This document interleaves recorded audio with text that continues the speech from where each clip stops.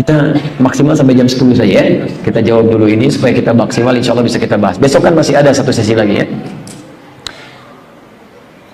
Nyuwun sewu Ustaz, ya boten napa-napa insyaallah.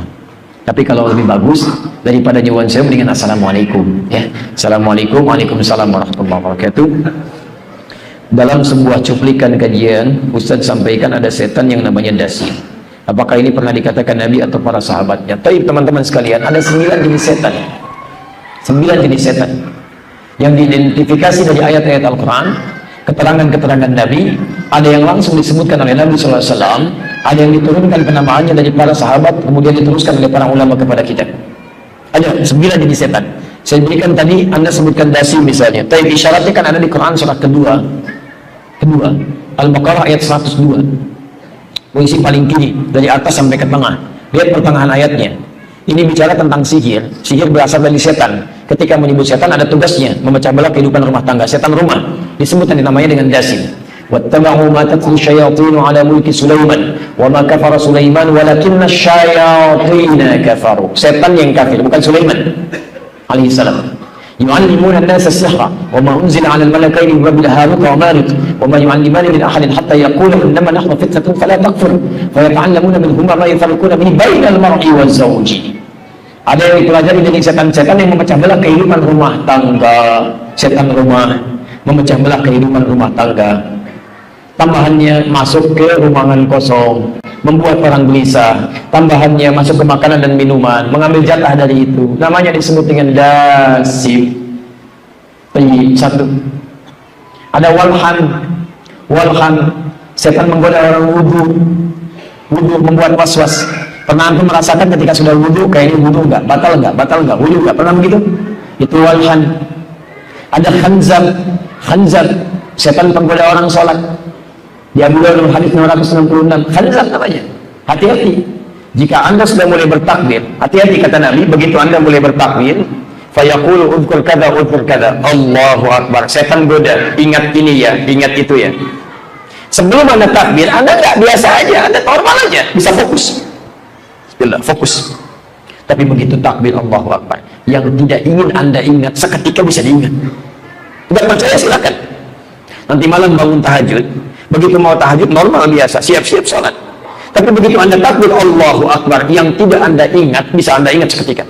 Bisa menjadikan yang lupa ingat, yang ingat lupa. Allahu Akbar, kunci mobil ada di mana, SMS belum dijawab, status belum dijawab, macam-macam muncul. Bahkan taklim kita pun sekarang muncul lagi. Kata Ustaz Adi akan mengingat hal-hal yang tidak diingat. Setan itu muncul. Belum selesai hadisnya. Hatta la yashral musalli kam raqatan yusalli. Kata Nabi, bahkan ada orang sholat tidak sadar berapa rakaat sedang menunaikan sholatnya. Khanzab, pernah mengalami itu? Setan sholat. Kalau di masjid dia tambah tugasnya satu lagi. Hati-hati, memecah belah DKM, Dewan Kemakmuran Masjid, dipecah. Bukan jamaahnya, DKM-nya. Mulai dari DKM. Karena tahu kalau jamaah satu nggak datang, yang lain datang. Tapi kalau DKM sudah dipecah, sudah malas orang ke masjid. Kenapa nggak ke masjid? DKM-nya aja begitu. Masuk dia.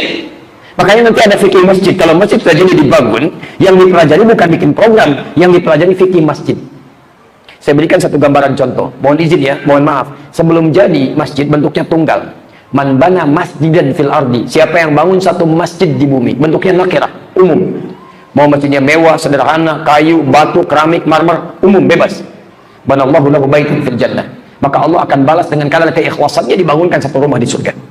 Tapi kalau masjidnya sudah jadi, bentuknya berubah dari jamaah di Quran. Dan dilekatkan nama pemiliknya, Allah. Masjid pertama di Quran, surah kedua Al-Baqarah ayat 114, posisi paling kiri di pertengahan. Wa man azlamu mimman mana'a masajidallah. Quran surah 9 ayat ke-18. Innama ya'muru masajidallah. Bentuknya jama'. Kalau jama' itu banyak dan dilekatkan dengan pemiliknya, mudhaf ilaih lagi. Mudhaf ilaih itu pemilik. Allahu Akbar. Hadza naqal. Ini handphone umum. Hadza naqali, ini punya saya, pemiliknya lekat. Ada mudhaf ilaih. Naqal adi hidayat, punya hati, bukan punya yang lain. Milik saya, disebutkan langsung namanya. Kata Allah, lihat kalimatnya. Masjid itu kalau sudah jadi, Mau masjidnya yang paling hebat, yang paling luas, yang paling bagus, yang paling sederhana, dari kayu, dari batu, marmer, keramik, macam-macam, itu bukan milik orang yang bangun, bukan milik orang yang donasinya paling banyak, bukan milik orang yang tenaganya paling kuat, tapi lillah, punya Allah. Rumah antum, punya antum. Boleh nggak saya masuk ke rumah antum, saya ngatur? Saya masuk ke rumah antum, Masya Allah Pak, ini nggak bagus sofanya Pak, ganti Pak, jangan warna hijau, warna pink. Masya Allah. Pak, ini jangan kamar Pak, bagusnya kamar mandi, tukar. Bisa nggak begitu? Rumah antum aja punya aturan, apalagi rumah Allah. Masuk rumah antum, diatur, ucapan Assalamualaikum. Masuk rumah Allah, lain. Masuk kaki kanan, Allahumma ftahli abwaaba rahmatik. Mau duduk, nggak langsung duduk rumah antum, langsung duduk rumah Allah, salat 2 rakaat, baru kemudian duduk. Bicara, nggak boleh yang macam-macam, zikir yang diisikan. Keluar kaki kiri, ingat keluar masjid, awas teman-teman tuh, jangan lupa. Kaki kiri bukan kanan, jangan terlampau soleh. Kiri. Kadang-kadang dibuat lupa. Siapa yang bikin antum lupa keluar dengan kaki kanan? Setan, setan masjid. Siapa? Hanzal. Hati-hati. Makanya setan membuat suasana di masjid itu kadang-kadang. Awas, jangan dikira nggak ada setan, ada. Dibuat jadi sesuatu yang tidak menyenangkan. Masjid, awas, kan punya Allah. Harta yang masuk diatur oleh Allah. Masjid Al-Irsyad sekian, Al-Faruq sekian, Sabilur Rasyad sekian, diatur. Untuk apa? Sesuai dengan kemaslahatan yang ada di masjid, bukan dikoleksi. Sampai Jumat ini saldo masjid kita sudah sampai 500 juta. Mushaf tidak ada, kamar mandi kotor, karpet sudah nggak enak dipakainya dan sebagainya. Mukena untuk para akhwat tidak ada, space sudah tidak nyaman. Saldo banyak, antum ini ngapain ngumpulin saldo? Ngitung-ngitung yang bukan punya antum, capek-capek nggak ada kerjaan. Dihitung bagus, tapi disalurkan lebih baik. Disalurkan untuk apa? Kepentingan masjid. Ada di situ. Jadi kalau antum kemudian bawa aturan antum ke masjid, sudah keliru, antum kena tuh godaannya khanzab. Maka yang dibahas dulu fikih masjid, bukan langsung masuk pada program. Banyak setan pasar namanya misut. Ibu ke pasar, pulang dari pasar, datang ke rumah, masih ingat suasana pasar, antum kena tuh. Pak, tahu nggak tadi waktu ke pasar ada baju bagus banget Pak, Masya Allah. Udah lewat pasar masih dibawa juga. Sampai malam masih dibahas juga. Papa nggak ingat yang mama ceritakan tadi siang? Masya Allah, ikut juga. Coba deh para akhwat itu kalau sedang belanja, ayo begitu mau transaksi, adzan berkumandang, Allahu Akbar, Allahu Akbar, sampingnya masjid. Saya tanya pada anti nih, atau antum lah yang menemani, ngajak sholat dulu, teruskan transaksi. Pilih-pilih, saya mau sholat dulu kan dekat, ini kan bisa langsung, Pak sholat dulu ya, ya silahkan. Begitu di jalan, pengumuman langsung di speaker, diskonnya naik 95%, 95%, Masya Allah. Barangnya disebutkan yang antum mau beli tadi 95%. Pertanyaan saya, balik lagi untuk transaksi atau tidak jadi ke masjid? Misut namanya itu. Setan mall, setan pasar. Banyak. Ada yang di kantor, ada yang di minuman, ada yang di musik, ada yang di macam-macam. Ada. Nah, antum harus pandai keluarkan itu semua. Pelajari cara menaklukkannya. Kalau antum tidak pernah kenal setan, bagaimana cara antum mengatasinya? Kenal antum dengan setan? Ketahui dulu. Saya tanya, setan itu apa? Jangan-jangan nggak tahu setan. Kalau antum nggak tahu setan, bagaimana menjauhinya? Tiba-tiba kena saja. Baik, saya turunkan cepat ya. Ini saya turunkan ayat tentang setan. Bismillah. Jazakumullah khair. Hadisan. Bismillah. Lihat sini. Setan, syaitan. Satu.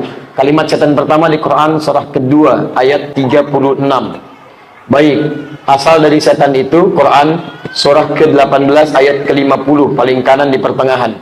Kemudian dia mulai membangkang, disebut kemudian dengan iblis jadi setan. Pembangkangannya Quran surah kedua ayat 34. Kesombongannya ada di Quran surah ke-7 dari ayat 11 sampai dengan ayat ke-13.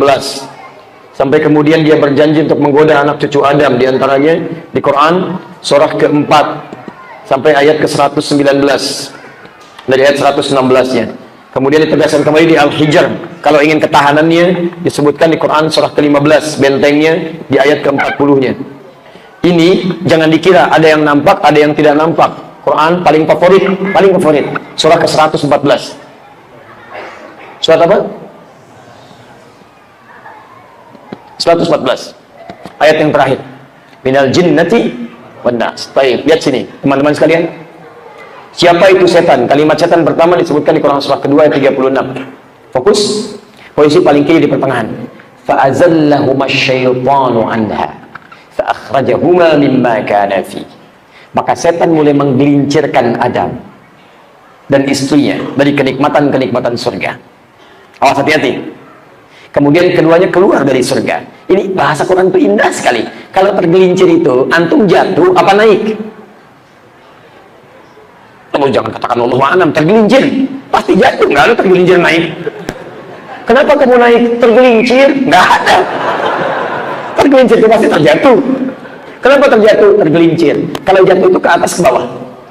Ke bawah. Perhatikan, Adam tinggal di surga. Surga di langit, di bumi? Di langit. Tergelincir dari langit, jatuh turun kemana? Bumi. Indah bahasa Quran. Begitu tergelincir antum jauh dari rahmat Allah, maka seketika itu menjauh dari Allah, kenikmatan bisa berpisah. Maka pertama kali ada adab dari Al-Quran. Jangan pernah menggelincirkan diri anda atau digelincirkan oleh setan dari kedekatan dengan Allah. Begitu antum menjauh dari Allah karena maksiat, maka rahmat Allah pun akan terjauh dari diri antum. Awas, hati-hati. Kalau anda ingin dekat dengan rahmat Allah, rezeki ingin dekat, kenyamanan dekat, dekati Allah. Anda menjauh dari Allah, tergelincir dengan maksiat, akan menjauh semuanya itu. Seseorang ingin misalnya memberikan infak, sudah disiapkan di kantongnya, tiba-tiba ketika diberikan, orangnya sedang main kartu begini, jadi nggak ngasih. Perhatikan bagaimana maksiat menjauhkan antum dari rahmat. Jauhi. Poinnya adalah, siapa yang menggelincirkan? Setan. Saya tuliskan di sini, syaitan. Satu, ketemu setan ini. Siapa setan ini? Pelan-pelan. Disebutkan di Quran surah 18 Al-Kahf ayat ke-50. Posisi paling kanan di pertengahan. Wa idh qulna lil malaikati isjudu li Adam fasajadu illa iblis. Awas, hati-hati. Kana minal jinni fa fasakha an amri rabbi. Pelan-pelan.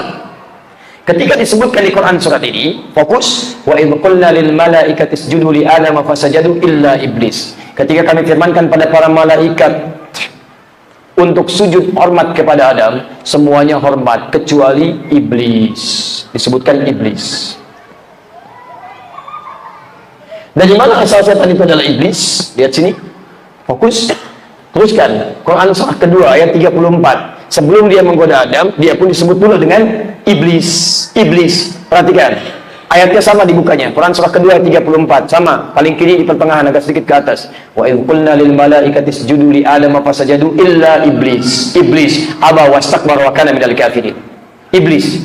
Jadi begitu dia enggak sujud kepada Adam, tidak menghormati Adam, mohon izin, mohon maaf, maka disebut dengan iblis oleh Al-Quran. Iblis. Lalu mengatakan kepada Allah Subhanahu wa taala, diklarifikasi. Lihat ketika Allah kemudian sampaikan Quran surah ke-7 ayat 11 sampai dengan 13. Ma mana'aka alla tasjuda id amartuka, iblis, apa yang menjadikan kamu tidak mau sujud ketika saya perintahkan? Bukan sujudnya yang penting, tapi ini perintah saya. Kalau saya nggak suruh, kamu nggak usah sujud. Dia Allah itu nggak butuh dengan sujud kita. Antum semuka langit dan bumi tidak sujud kepada Allah, tidak akan menurunkan status Allah sebagai Tuhan.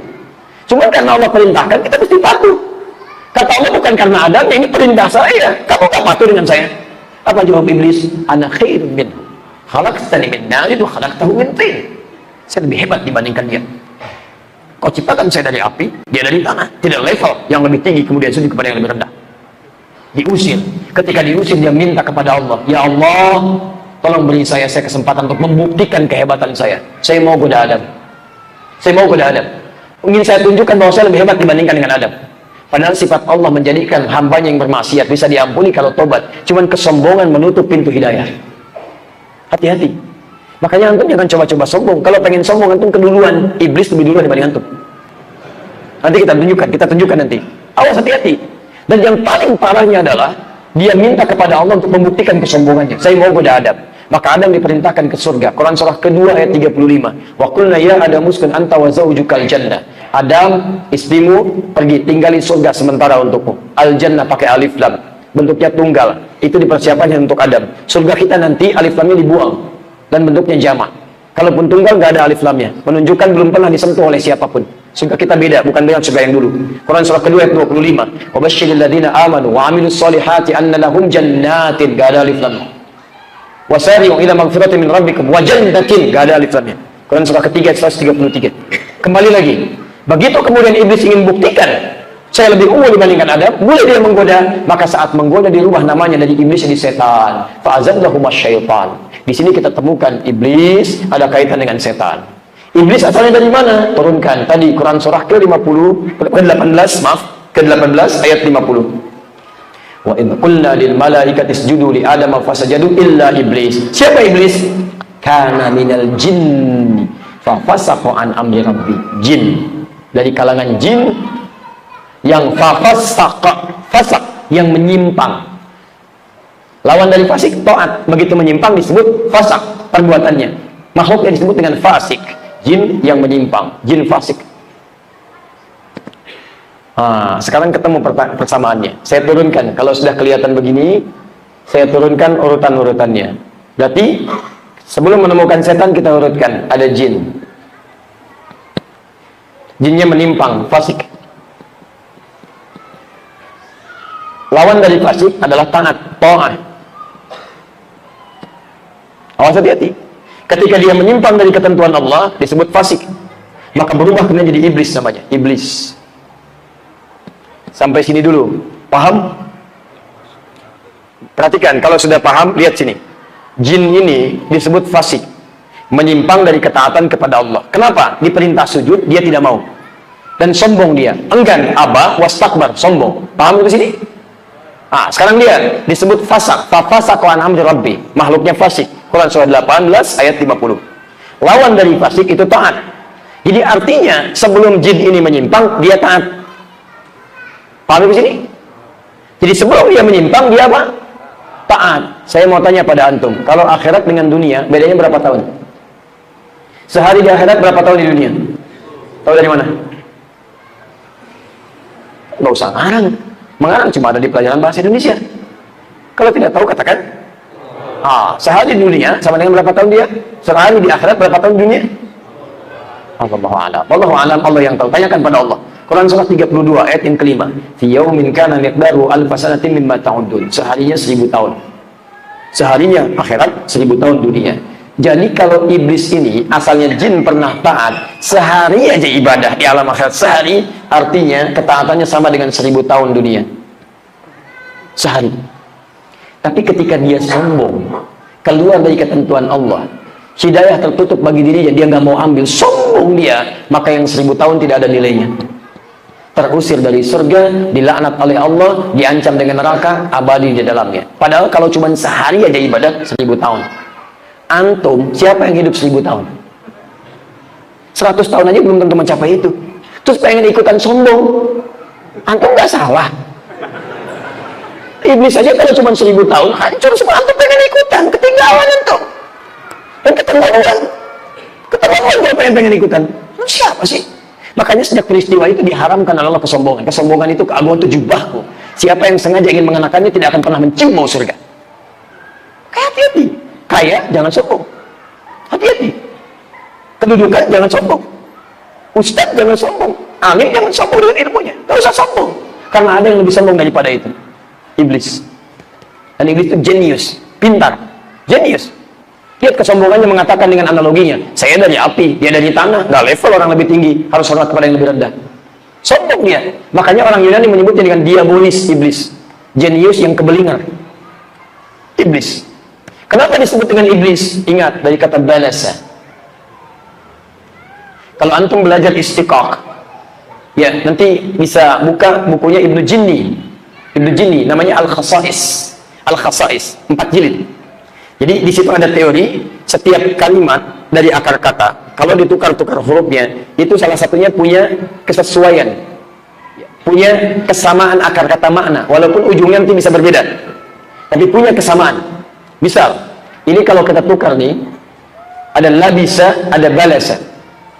Ya, labisa, lam, ba, sin. Labisa yalbas. Sama hurufnya, lam, ba, sin. Ini ba, lam, sin. Kalau ini labisa, ini artinya yang baik menutupi yang tidak baik. Ada yang baik menutup yang tidak baik. Ini aurat kita ini nggak baik. Kalau kelihatan antum nggak suka. Antum nggak suka. Begitu tampak nggak suka. Nggak percaya silahkan buka aurat tuh. Kelihatan banyak orang. Antum akan suka. Antum pergi, antum tutupi dan sebagainya. Makanya ketika antum tutupi pakaiannya disebut dengan libas. Libas dari kata labisa, antum tutupi yang baik menutup yang tidak baik, yang tidak ingin dilihat. Tapi sebaliknya, kalau kemudian lamnya dipindahkan ke tengah jadi bam, ba, lam, sin, itu yang kotor menutup yang baik. Ini baik ditutup sama yang kotor, seakan-akan yang baiknya sudah nggak nampak lagi. Itu balasa. Makhluk yang tertutupinya disebut dengan iblis. Nih, kenapa disebut dengan iblis? Ingin menunjukkan bahwa pada dirinya sedang tertutup oleh kotoran-kotoran keburukan. Begitu sombong, nutup semua kebaikannya. Paham? Baik, jadi makhluk ini ketika disebut iblis, dia baru sombong. Dia belum mengajukan proposal kepada Allah untuk menggoda Adam. Cuma menunjukkan keangkuhannya aja, tertutup oleh keburukan. Iblis. Baru setelah dia minta pengajuan ingin goda Adam. Begitu menggoda Adam, lihat, berubah namanya langsung jadi setan. Saat disebut iblis, baru sombong. Quran surah 2 ayat 34. Wa idh qulna lil malaikati isjudu li Adam fasajadu. Fasajadu semua sujud illa iblis. Aba wastakbar. Enggan, sombong, belum menggoda. Tapi begitu menggoda Adam, Quran surah kedua ayat 36, fa'azallahuma syaitan. Dirubah namanya dari iblis jadi setan. Beda antara setan dengan iblis. Kalau ini sudah makhluk yang tertutup oleh keburukan. Kalau syaitan dari kata syaitana, sudah sifat. Setiap hal yang menjauhkan dari kebaikan dan rahmat Allah Subhanahu wa taala. Segala yang menjauhkan dari rahmat Allah, dari sifat-sifat Allah, dari sifat-sifat kebaikan dari Allah, itu syaitana. Lah kerjanya syaitana. Kalau melekat pada satu benda, satu makhluk hidup atau tidak, maka dia menjadi syaitan. Baik kelihatan atau tidak, itu syaitan. Baik iblis menggoda Adam supaya jauh dari Allah. Ketika sifat itu melekat pada dirinya disebut dengan setan. Paham? Karena iblis itu asalnya dari jin. Jin itu tidak nampak, jin tidak kelihatan, makanya disebut dengan jin. Setiap huruf, setiap kalimat dibuka dengan huruf jim, kemudian nun, itu artinya nggak nampak dalam pandangan. Jin disebut jin, nggak nampak dalam pandangan kita. Janin dalam perut perempuan tidak nampak dalam pandangan kita. Kenapa disebut janin? Karena ada di dalam perut perempuan, tak nampak dalam pandangan kita. Bayangkan kalau janin kelihatan, itu janinnya sedang bergerak, masya Allah. Terbentuk jannah, jin, munta, jannah, surga. Kenapa disebut jannah? Karena belum nampak sekarang dalam pandangan kita. Maka jin disebut jin karena fitrahnya tersembunyi, tidak kelihatan, nggak kelihatan. Jadi kalau ada jin melakukan penampakan, itu jin sedang keluar dari fitrahnya. Jin bermasalah. Dia punya masalah karena fitrahnya tidak tampak. Apalagi kalau ada manusia mencari-cari penampakan, jin lebih bermasalah. Tapi dia berjubah, Ustaz, gak peduli walau jubahnya selebar Batman misalnya, tetap salah. Hati-hati. Lawan dari jin itu ins. Lawannya langsung. Jin punya 3 arti: tersembunyi, kasar, tidak harmoni. Kasar. Ins punya 3 arti. Lawan langsung dari jin. Kalau jin tersembunyi, ins tampak. Kalau jin kasar, ins itu lembut. Al-uns, lembut. Beda dengan jin. Makanya belum pernah ada orang kemasukan jin jadi lembut. Ada orang kemasukan, datang ke Masjid Al-Irsyad, Assalamualaikum Ustaz, mau izin ikutan ta'lim. Kemasukan jin, mustahil. Kalau tidak kata-katanya meracau, tindakannya mengacau. Silakan cek. Ya, jadi gini, jadi gitu, macam-macam. Saya dapat tadi pertanyaan, saya baca, Masya Allah, keluarga saya Ustaz diduga kerasukan jin. Begitu diruqyah, main silat katanya.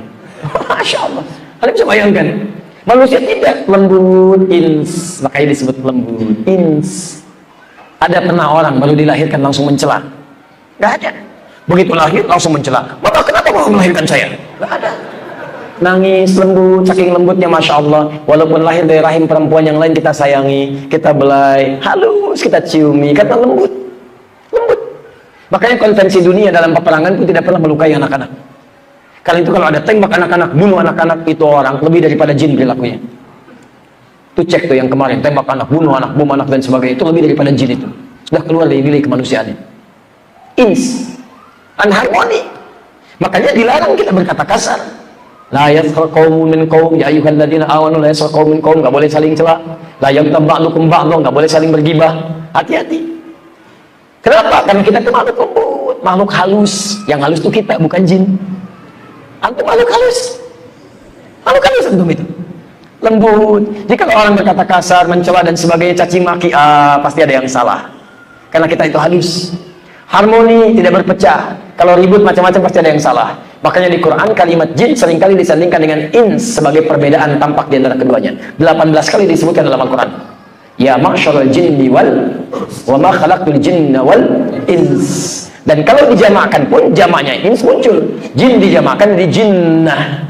Jin jamaknya jinnah. Ins jamaknya nas. Begitu jinnya muncul, insnya muncul. Jinnahnya muncul, nasnya muncul. Minal jinnati wal nas. Perhatikan, yang paling bermasalah adalah ketika Al-Quran mengisyaratkan sifat setan itu bisa muncul dari jinnah wan nas. Qul a'udzu birabbin malikin ilahin min syarril waswasil alladzi yuwaswisu fi sudur. Khannas itu sifat setan, masuk lembut, halus. Arahkan, bikin, arahkan, jauhkan dari Allah. Siapa mereka itu? Ini minal jinnah. Bisa termasuk kalangan jinnah. Tadi asal yang dari iblis tadi. Tapi jangan lupa, kalau sudah nggak berfungsi dari jinnah, maka dia akan masuk kepada nas yang tampak. Makanya kalau iblis ingin goda antum dalam bentuk setan, dia akan masuk dalam diri pribadi dulu. Bukan lewat yang lain dulu. Mau sholat, nggak usah bangun lah, nggak usah bangun. Dibuat malas, buat capek, diri pribadi dulu. Seperti Nabi Ibrahim ketika akan menyembelih anaknya, masuk ke pribadinya dulu. Nggak mempan, lewat anaknya. Nggak mempan, lewat isinya. Lontar. Jadi sekarang lontar jumroh. Antum pun sama. Begitu nggak masuk lewat antum, tiba-tiba mau tahajud, anak-anak tadinya biasa dibikin nangis sama setan. Ummul Bashar. Hati-hati. Goda anak kecil, tiba-tiba nangis, nggak berhenti dan sebagainya. Setan masuk. Nggak masuk lewat situ, masuk lewat barang, TV. Tiba-tiba tayangan bola muncul, nggak jadi tahajud. Hati-hati. Tiba-tiba ini muncul, itu muncul, makanan muncul. Mau taklim, begitu lewat, itu tuh ratu, raja tuna, ini yang paling enak, masya Allah. Mampir dulu ketinggalan, begitu taklim habis, setan. Jadi kalau misalnya ibu mau tahajud, yang akhwat, masya Allah, sudah siap-siap, tiba-tiba suami panggil, "Ma, sini dulu." "Kenapa, Pak? Temenin Papa." "Apa? Nonton bola." Masya Allah. Kan mau sholat nomor 2, nomor 1 ini. Saat yang bersamaan berarti suami ibu sedang menjadi, bukan saya yang bilang, antum sendiri. Ini jenis-jenisnya, nama-nama tadi itu bisa melekat pada jin, bisa melekat pada diri pribadi manusia sendiri. Makanya setan itu lebih kepada sifat sebetulnya. Kalau melekat pada diri pribadi ada godaan dari jin. Kalau dipraktekkan bagian pengikutnya. Makanya disebutkan di Quran, "Wa may yattakhidhish syaitana qarinan fasa'a qarina." Siapa yang menjadikan setan teman, maka sekaligus jadi temannya, sekaligus jadi setan dia. Paham ya?